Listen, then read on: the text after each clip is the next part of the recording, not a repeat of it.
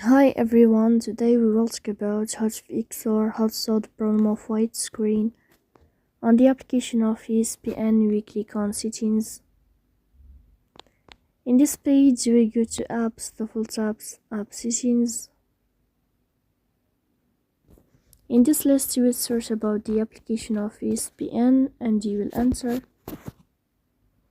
Here in this page of app info, you will click on first stop and you will click OK. Then you will enter to the window of storage. Then you will click on clear cache. But pay attention, don't click clear data because that can delete your account. In the end, you can turn off your Wi-Fi and you can turn on your Wi-Fi again to fix that problem. So please don't forget to support us by like and subscribe. See you next time.